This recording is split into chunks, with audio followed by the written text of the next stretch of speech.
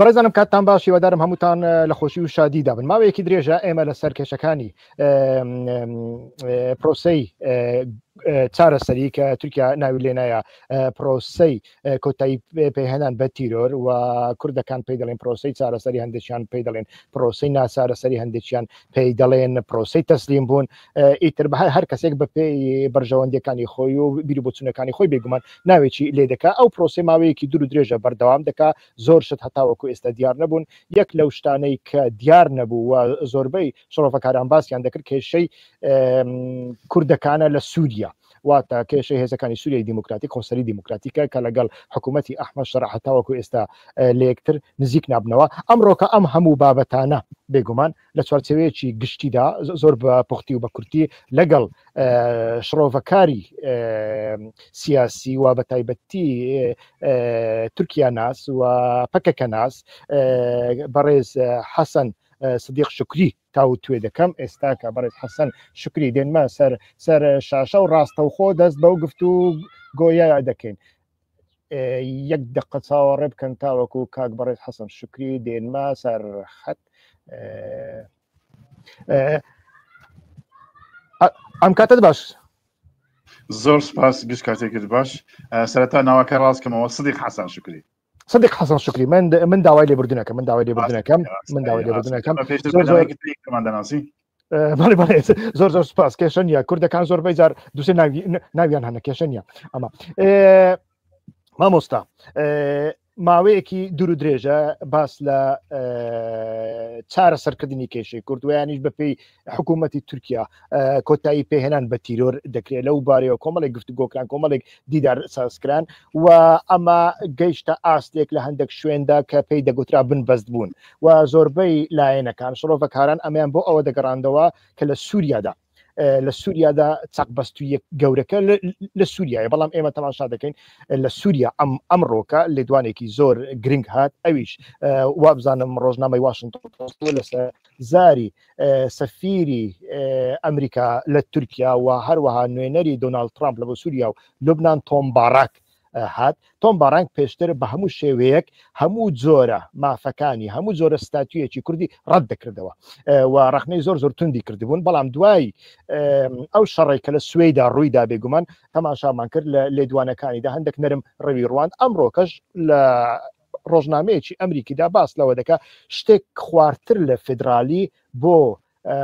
کێشەکانی سووریا چارەسەریە. ئەمە لەلایەکی دیکە تەماشا دەکەین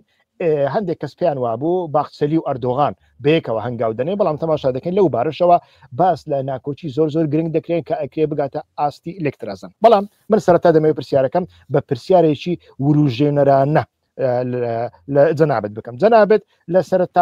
لە سەرەتای ئەو پرۆسەیە کە ئێمە پەیوەندی شخصیمان هەیە تۆزێک دڵگیر بووی، دوو دڵ بووی، ئێستا کە وەزعی جەنابەت چۆنە لەو بارەوە؟ من ئێستاش دوو دڵی خۆم هەردە پارێزم. ینی پێم وایە ئینسان ناتوانێت بە شێوەیەکی ڕەها سەیری مەسەلەکان بکە و من قەناعەتیشم وایە هیچ حزبێک و هیچ دەسەڵاتێکی سیاسی و دوو هێزی بەرامبەر یەکتر کەس بۆ بەرژەوەندیکە سیاست ناکە. ئەمە کاتێک کە هاوسەنگی سیاسی لە نێوان هێزەکاندا دروست نەبێ سازشیش دروست نابێ و سازانیش دروست نابێ. پێم وابێ ئێستاش وایە، ئێستاش ئەو نیگەرانی لای من هەیە، یعنی کە وەکو جەنابەت باست کرد هۆکاری یەک نەبوون لە نێو بەرەی هاوپەیمانی جمهور کە دوو هێزی سەرەکی ئاکەپە و ماپە پێک دێنن ئەمە بۆ ئەوەیە گەڕێتەوە. یعنی ئەردۆغان بە مەرجێک ئامادەیە کە وەکو خۆیان ئەڵێن لە ناو کەوانەدا ئەڵێن تورکیای بێتیرۆر پرۆسی تورکیای بێتیرۆر سەر بکەوێت کە ئەردۆغان بتوانێت بۆ 2028 یان ساڵێک چەند مانگی پێش 2028 بتوانێت سەرەنوێ بێتە سەر کۆماری بۆ جاری چوارەم بێتەوە سەر کۆمار. هەموو بەرنامەکەی ئەردۆغانەوەیە. مەهەپە دەوڵەت باخچەری لە دژی ئەمە نییە کە ئەردۆغان ببێتەوە سەر کۆمار، بەڵام نیگەرانی یانیش بڵێن باخچەلی ئەمە ئەبینێ کە کاتێ مەسەلە بگاتە گۆڕینی دەستور و ئەردۆغان ببێتەوە سەر کۆمار پرۆسەکە تووشی بنبەست دەبێت. یانی خەتەرە بم هەیە، ئەم خەتەرە هەیە، ئەمە ترجیایە کە پرۆسەکە بنبەست بێت. من ئەوە نازانم لە 2000 کۆتایی 2027 بنبەست دەبێت یاخۆ لە 2026 ئەوە دیار نییە، چونکە ئەوەی کە ئاکەپە بەرنامەی کردووە ئەوەیە لە 2027 بەتایبەتی لە مانگەی 11 بۆ 12 2027 بتوانن لە پارلەمان بڕیار دەربکەن کە بەو بڕیارە پەرلەمان هەڵوەشێتەوە هەڵبژاردن لە تورکیا سەر بکرێتەوە ئەردۆغانش مافی ئەوەی هەبێت کە ببێتەوە بەسەر و کۆمەڵ بەڵام لە ئێستاوە جەهەپە بە توندی لە دژی ئەوە دەردەکرێت بێک ماگە جەهەپە لە دژی ئەو بەرنامەیە دەرکەوت ئیتر مەسلەی هەڵوەشاندنەوەی پەرلەمان زەحمەت دەبێت و پارتی دەمیش تاکو ئێستاکە هیچ نیەتێکی نییە هیچ نیازێکی سیاسی نییە کە بڵێ ئەمە عمری ئەردۆغان عمری دەساڵاتی ئەردۆغان درێژکەینەوە کەواتە هەر کەس لە بۆ سەدایە ئەردۆغانیش لە بۆ سەدایە و پارتی دەمیش لە بۆ سەدایە و جەهەپەش لە بۆ سەدایە و پارت لەو بۆسە یعنی بێدەنگی لە بۆسەی بێدەنگی لەو بێدەنگی ئەمە هەپەش دەوێت ئەم پرۆسەیە بەرەو شوێنێک ببەوە هەتا ئیمرانیش دەوێت ئەم پرۆسە بەرەو شوێنێک ببن کە ئیتر ڕێگەی گەڕانەوە بۆ دواوە نەبێت ئەمە دەبێت یان نەبێت ئەو مەسلەیەکی ترە بەس ئەگەر بینەوە سەر ئەستی مەسەلەکە کە پەیوەندی بە ڕۆژئاوای کوردستانەوە بێ لایەنەکانی تورکیا مەهەپە گەرچی مەهەپە ڕاستی کەمتر بێدەنگە لەو بارەوە بە تایبەتی سیاستی دەرەوەی تورکیا ئەردۆغانیش و وەزیری دەرەوە هاکان فیدانش بە توندی هەڕەشە لە هەسەدە و خۆسەری ڕۆژئاواکەن ئەی نەک تەنیا ئیتر بڵێن ئەوان دەیانەوێت داخوازیان هەیە یان تەڕحێکی سیاسیان هەیە بۆیە بگەنە حەلێکی سیاسیانە لەگەڵ هەسەدە و ڕۆژئاوای کوردستان باشکرا ئاڵێن ئەبێ ئەوانیش چەک دابنێن ئەبێ ئەوانیش هەڵوەشێنەوە یعنی شتێک بە ناوی هەسەدە شتێک بە ناوی یەپەگە شتێک بە ناوی ڕۆژئاوای کوردستان نامێنێ هەموو بستنە ژێر ڕکێفی ئەحمەد شەرع ئەو ئەحمەد شەرعی کە تاتوێنێکە داعش بوو ئەمریکا ئێستاش 10 میلیۆن دۆلارەکەی نەکێشاوەتەوە باز نازانم 10 میلیۆنەکە ئاداتە کێ لەوانە 10 میلیۆن دۆلارەکە تۆم باراک ببات چونکە ئەو زیاتر لە هەر کەس پەیوەندی بە ئەحمەد شەرعەوە هەیە بۆی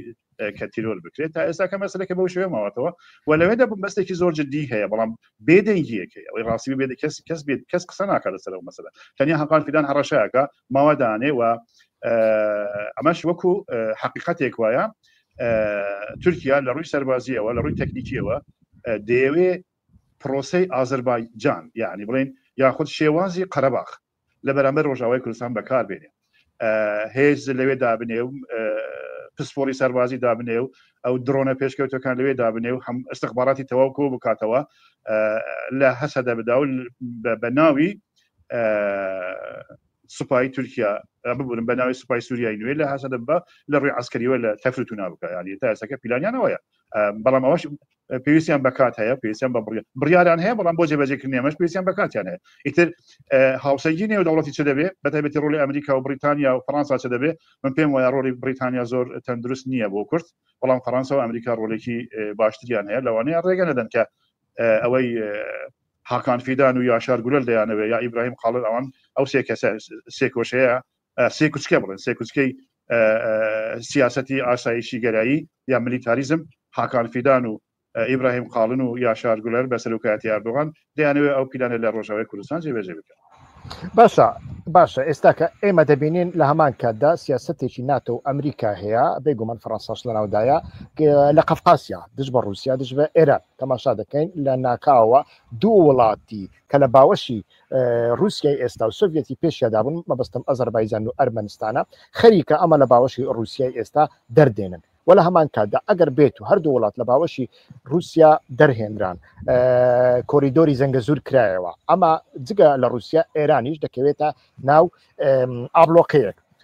و لە هەمان کاتدا ڕێگای ئاوریشمی چینی کە مەسەلەکە زۆر استراتیژیترە ڕێگای ئاوریشمی چینی دەکەوێتە ژێر هەڕەشە و ئێمە دەزانین کۆریدۆری زەنگەزۆر بە پێی ئەو ڕێکەوتنانی ئەمریکا و ئەزەربایجان و ئەرمێنیا کراوە دەبێ کۆمپانیایەکی ئەمریکی جێبەجێی بک بۆ ماوەی 100 ساڵ واتە کۆمپانیای ئەمریکی ینی کۆمپانیایەکی شەڕ بێگومان ببێ شەڕ نابێت چونکەوە ئاسایشی تێدایە ئەم ڕێگایە لێرەدا بمانەوێت نەمانەوێت ئەو پرۆژەی بەبێ تورکیا ناکرێت وابزانمە تۆش لەسەر ئەو قەناعەتەی ئەو پرۆژەیە یعنی نە ئەزەربایجان و نە ئەرمەنستان ئەو هێزیان نییە لە بەرامبەر ئێران و رووسیا و چین خۆیان بگرن یان باس لە پرۆزەیەکی وا بکەن ئەگەر ینی بەتەنیا هێزی دووری وەکو ئەمریکا و ئیسرائیل بەس نییە بەڵکو هێزێکی نزیکیش پێویستە کە گەورەترین هێزی ناتوێت لە ناوچەکە سەربازی زۆری هەیە و لە ڕووەکانی دیکەشەوە نزیکی بە تایبەتی ئەزەربایجانە بەبێ تورکیا ناکری باشە چۆن ئەکرێت لە کاتێکدا ئەتۆ پرۆژەیەکی وا ڕۆڵێکی وا بە تورکیا بدەیت لە کاتێکی دیکەدا تورکیا شەڕ بکەن لەگەڵ پەکەکە و لەگەڵ هێزەکانی سووریای دیموکراتیک لەو بینەدا ئێران و رووسیا و چین ئەمە وەک دەرفەتێک ناقۆزنەوە بێگومان ئەوەی کە بۆ من جێی سەرسوورمانە بەڕاستی ئەوەیە هەڵوێستی رووسەکانە چکە کۆریدۆری زەنگەزۆر یەکێکە لە کۆریدۆرە هەر استراتیژیەکانی مێژووی بۆ ئاسیای ناوەڕاست و بۆ قەفقاسیا ئەوروپیەکان سەدان ساڵە هەوڵیاندا کە لە ڕێگەی رووسیا و رووسیا کۆنترۆل بکەن بتوانن حکم لەسەر ئاسیای ناوەڕاست و ئاسیای حتا ئاسیای دوور و ڕێی قەفقاسیا بکەن سەرکەوتو نەبوو شەڕی ئوکرانیاش بەشێکە لەمە بەڵام ئێستاکە بڵێن بە چاوپۆشیکردنی رووسیا دەیانەوێت کە زەنگەزۆر ئەو کۆریدۆرە بکەنەوە ئەم پێم وایە زەنگەزۆر ئیتر تاریخ ئەگۆڕێ تەنیا هێڵێکی سەربازی ئاسایشی ئابووری نییە بەڵکو مێژوو ئەگۆڕێ ڕەوڕەوەی 1000 ساڵەی پێشمان ئەگۆڕێ ینی ئەوەی کە ئەمپەریالیزم یا بڵێن هێز ئەمپریالیزم بکەن ئەوروپا ڕۆژ وڵاتای ڕۆژەوە نەیانتوانیوە تا ئێستا کە لە وڵاتی ناوەڕاست بەتەواوەتی ئەنجام بدەن دەیانەوێت لە ڕێگەی زەنگەزۆر و لە ئاسیا ئەمە بکەن ئیتر نازانم رووسیا بۆچی لەم بارەوە رووسیا پیلانێکی هەیە بێدەنگە نازانم لەوانەیە رووسیا لێرە هەندێک نەرمی بنوێنێ بۆ ئەوەی کە بتوانێت لە ئۆکرانیا هەندێک شت بەدەست بێنێ و سیاسەتێکی بەو شێوە بەڕێوە بووە و هەروەها سین بەتایبەتی ئێران هەندێک خەبەر پێشێستاکە بمە بەرنامە هەندێک خەبەرم بینی هەواڵم بینی کە ئێران لە هەڵوێستی رووسیا زۆر نیگەرانە حتا ئیران ئەوتۆماتە دەداتە پشت رووسیا کە هەواڵی زۆر هەستیاری هەواڵگیری لە بۆ ئیسرائیل و ئەمریکا کردووە ینی خەبەری هەواڵگیری زانیاری هەواڵگیری بە ئیسرائیل داوە ئەمە مەسەلە ئەساس لە چاوپۆشیکردنی رووسیا بۆ زەنگەزۆر دێت ئیران بۆیە لەمە تووڕێ ئەگەنە ئیران زۆر باش دەزانێت لە ئازربایجان لە باکو چەندین بنگەی موسات هەن و لەوێوە ئیسرائیل هەموو زانیارەکان لەسەر ئێران کۆ دەکاتەوە بوتە مرکزێک ناوەندێکی موسات بەڵێ بەڵام پرسیارەکەی من بە کۆنکرێتی ئەوەیە ئەگەر بێت و تورکیا ینی باس لەوە کرد ئەردۆغان هاکان فیدان یا شارگولەر زمانیان زۆر تونندە و جیاوازە یان لەگەر زمانی مەهەپە ئەگەر هاتو ئەوانە پیلانێکی وایان هەبوو ئایا ئەو لە بۆ ئەمریکیەکان لە بۆ فەڕەنسیەکان لە بۆ ناتۆ چۆن ئەکرێت لەلایەک ئەتۆ بینی هەموو هێزەکەت لە قەفقاسیا کۆبکەوە بۆ ئەوەی لە قەفقاسیا پیلانەکەت سەر بگرێ بەڵام لە ڕۆژهەڵاتی ناوەڕاستیشدا تۆ شەڕ لەگەڵ کوردەکان بکەیت لە سووریا و لە تورکیادا ئایا ئەمە نابێتە هۆکاری ئیتیفاقێک لە نێوان ئێران و رووسیا و چین و پەکەکە و هێزەکانی سووریای دیموکراتیک لەو کاتەدا بەێ ینی من دەمویست ئاماژە بەوە بکەم بەڕاستی تۆ پرسیارەکەت کۆ کردەوە سەر یەک سپاس دەکەم رووسیا تا ئێستا دوو هەڵی زۆر استراتیژی کردووە لەمەوەی شەڕی کە برادرانی شاخ پێڵێن شەڕی جیهانی سێم بەڵام پێم وایە شەڕی جیهانی سێم یەک مەسلەی ئەوەی کە عەفرینی ڕادەستی تورکیا کرد لە ڕێگەی عەفرینەوە ئەسەدی لەدەستدا دووەم ئەوە بوو کە رووسیا قەرەباغی تەسلیمی تورکەکان کرد لەوێش لەوانەیە باشووری ئاسیا لەدەست بدات ببورن باشووری قەفقاسیا لەدەست بدات و لە دەستیشی داوە پێم وایە لە دەستی داوە ئەمە خەڵەتی رووسەکانە مەسلەی تورکیا لەم نێوەدا چییە یانی تورکەکان تا ئێستا جیۆستراتیژی خۆیان بە گرنگە بینن و حتمەنش گرنگە بەتایبەتی بۆ ئەمریکا و بۆ وڵاتانی ئەوروپا زۆر گرنگە گرنگی خۆی دەپارێزە بەتایبەتی لە دوای پرۆژەی زەنگەزۆر کە سەرکەوێت گرنگتر دەبێت و تورکیا لەسەر ئەم بنەمایە دەیەوێت سیاست لەگەڵ ئەمریکا بکە بە ئەمریکا بڵێ ئەگەر تۆ تەواوی بەرنامەکانی من سیاستی من بەکارنێنی من کێشە بۆ تۆ دروست دەکەم و حتمەنش درستی کرد یعنی ئەگەر بەرنامەی ناتۆ ئەمریکا لە ڕۆژهەڵاتی ناوەڕاست لە دوای ڕووخانی سەدام جێبەجێنەبێت سبەبێکی سەرەکی ئەردۆغانە تورکیایە وەختێک ئێرانیش پاڵپشتی تورکیا و ئەردۆغان دەکە بەڵام ئێستا ئەو پاڵپشتی ئێران نەماوە بۆ تورکیا و ئەردۆغان بە پێچەوانەوە نەیاری حتا نەیار ئەتوان بڵێم دژمنی شاراوی یەکتریشن بەڵام باس ناکرێت بۆیە لێرە من پێم وایە ئەو مەسەلە ئەگەر بەڵام شتێکی زۆر سیر هەیە ینی پرۆسەکان زۆر بە خاوی بەرەو پێشەوە دەچێت يعني وەنیە بڵێن زۆر لە ماوەیەکی کورددا ساڵێک 2 ساڵ 3 ساڵ من پێم وایە مەسلەی زەنگەزۆر درێژە کێشی ئەگەر ئێران تاکو ئێستاکەش لەوێن دەربخۆ بە خەتی سوور داێ ئەگەر ئەمە ئەگەرە تاوی ئەلبەتە ئەگەرە کێساوی پرۆسی لە ئارادایە مەسلەیەکی ئاشتی و سازش لە نێوان ئیمرالی و تورکیا هەیە و ئەگەر بێت و مەسلەی زەنگەزۆر سەر بگرێت نەتەنیا بۆ ئێران بۆ کوردیش مەترسێکی گەورەیە و بۆ ملەتی فارسیش مەترسێکی گەورەیە بۆ ملەتی ئەرمەن مەترسێکی گەورەیە بۆ رووسیا مەترسێکی گەورەیە بۆ سین مەترسێکی گەورەیە بێگومان ئەگەر بێت ئەو مەسلەیە گەورەیە دروست بێ بە شێوەیەکی خۆڕسک لەوانەیە هاوپەیمانیەک یان جۆرە ڕێکەوتنێک لە نێوان کورد و فارس و چین و ئەرمەن و ئەوانە دروست بێت حتا ڕووسەکانیش بەڵام ئەوەی کەم پێم وایە لێرەدا ڕووسەکانی بێدەنگ کردووە ئەوانیش رووسیا یەک مەسلەی ئوکرانیا دەیەوێت دەستکەوتی هەبێ و دوێمیش رووسیەکانیش پشتی بە ئەردۆغان بەستووە کە لە ڕێگای زەنگەزۆرەوە لە ڕێگای ئەو کۆریدۆرەوە ئەوانش بتوانن تجارەت بکەن بازرگانی بکەن و غاز و پترۆلی خۆیان بنێنێت کە اتفاقێکەوە لە نێوان رووسیا و تورکیاشەیە تورکیا بکەنە مرکزی فروشتنی گازی سروشتی رووسیا و وڵاتانی تر هەتا ئێستاکەم پێم وایە پۆتین ئەو خەونە دەبێنێ لەگەڵ ئەردۆغان بۆی حتما یعنی ئەوە مەسەلەن کاریگەری لەسەر ڕۆژهەڵاتی ناوەڕاستیش دەبێت بەڵام مەسەلەیەکی تر لێرەیە یعنی ئیسرائیل دەیەوێت کۆریدۆری داوود بکاتەوە کۆریدۆری داوود هەم بۆ ڕۆژهەڵاتی ناوەڕاست هەتا بۆ ئاسیاش هێڵێکی گرنگە لە دەرەوەی ئەوە وڵاتانی ئەوروپا بە ناتۆ بە پشتیوانی ئەمریکا دەیانەوێت هێڵی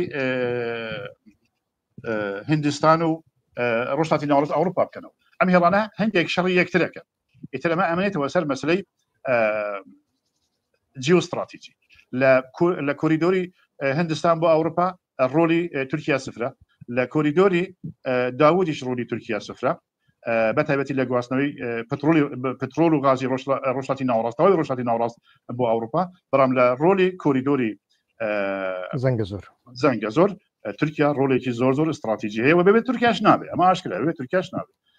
بۆیە من پێم وایە هەندێک هاوسانگەکان لەو دوایدا گۆڕانکاریان بەسەر دێت یعنی ئەوەی کە دەوڵەت باخچەری ئەڵێ خەتەری دەرەکیمان لەسەر ئیسرائیل من پێم وایە لە ئیسرائیل زیاتر ئەو مەسلەیە ئەم بۆ وابەستەیە بە مەسلەی پرۆژەی زەنگەزۆر چونکە ئەگەر زەنگەزۆر جێگیر بێت بمانەوێ و نەمانەوێ وەکو باسم کرد ئەو نەتەوانە ئەو دەوڵەتانە لە نێوان خۆیاندا سیراعێکی قوڵ سیراعێکی استراتیجی درێژخایان دروست دەبێت ئەمە ئەبێتە مەسلەی مان و نەمان بۆ ملەتی فارس مان و نەمانە بۆ ملەتی کوردیش مان و نەمانە چونکە ئەوانە ئاوت دەکرێت ینی ئەو هێڵە ئستراتیجیانە یعنی ئەو بنەما ئستراتیجیانە کە ئەو ملەتانە بتوانن خۆیان لەسەر بپارێزن هەر هەموو لە دەست دەدەن بۆیە ئێران ئەمە بە هێڵی سووری داناوە بەڵام کورد لەم بارەوە یا بڵێن پەکەکە لەم بارەوە تا ئێستاکە سیاستێکی ئەو توی دیار نییە بەڵام شەرتیش نییە پەکەکە هەموو سیاستەکانی خۆی ئاشکرا بکات دیار بکات ینی ئەگەر بێت و تورکیا من وا ئەبینم ئەگەر بێت و تورکیا لە مەسلەی ڕۆژاوای کوردستان